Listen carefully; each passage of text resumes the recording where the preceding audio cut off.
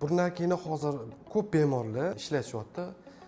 Mashinadan foydalansang, doktorga bormaysan, 1-2 kun burning oqadi, zato gaymariting yo'q bo'ladi. Bo'lmagan narsa. Bu xalq tabobatida umuman burunga hidlab turib, hali tekshiruvlardan o'tmagan. Dokazanniy meditsina buni hali tekshiruvlar bo'lmagan. Burnaki nimaga? Tuya tikani deydi. Bu tuya tikani oshqozonida qanaqadir muammolari bo'lsa, shuning uchun xalq tabobatida ishlatilgan. Lekin bu nafas yo'llari uchun ishlatilmaydi.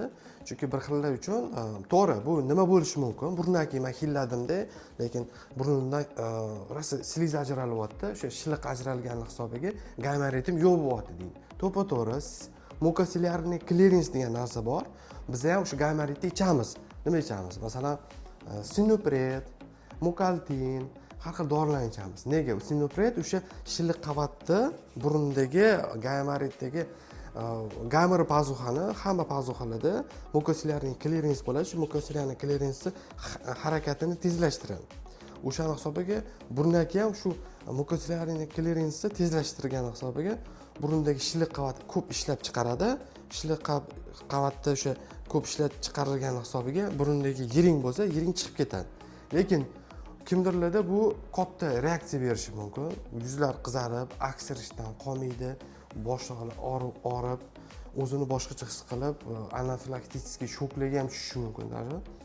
Shuning uchun bu imенно gaymarit uchun chiqarilgan degan narsa yo'q umuman. Ori bormi? Bu meditsinada emasda, urmay otam deydi uni. Xullas, burnaki hech qanaqa gaymarit uchun effekt bermaydi. Sliz ko'p ajratadi, burun ko'p aksirgani hisobiga burundagi yiringlar chiqib ketadi.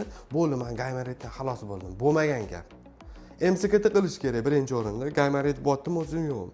Chunki masalan, bir xillar tishida plomb o'tib qolgan bo'lishi mumkin. Qanaqa burnaki tushirib beradi masalan plombni. Постоянно gaymarit qo'zaveradi. Постоянно gaymarit bo'laveradi. Nega? Chunki o'sha plomb tushib qoladi gaymar pazuxaga, pazuxada o'sha yiring yig'ilib burun ichiga tushadi, burun ichidan qoqsa yiring anaqa laxta shu ko'p bo'lib tushib keladi. Bu tish hisobiga adantageni gaymarit. Surunkaliga o'tib qolganda, burunga shu burnaki bilan davolab bo'lmaydi-yu mana. Lekin men umumiy qilib olganda hech qanaqa burnaki gaymaritni davolaydi deydigan bir yo'llanma yo'q. Bu odamlarning o'zi. Shuni hillasang gaymaritni yo'q qiladi. Baloni yebsan, o'zingchi nimalar duradi, bu unaqa qo'radi. Bo'lmagan gap. Mana o'zingizlar masalan internet hamma yoqda bor. O'zingizlar ko'ringlar, burnaki nimaga davosi bor.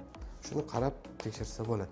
Shuning uchun sizlarga tavsiyam, agar burundan yashil, sariq aralash ajralma kelsa, bakterial yallig'lanish klinik jarayoni ketyapti. Ularga faqat antibakterial bilan davolash kerak.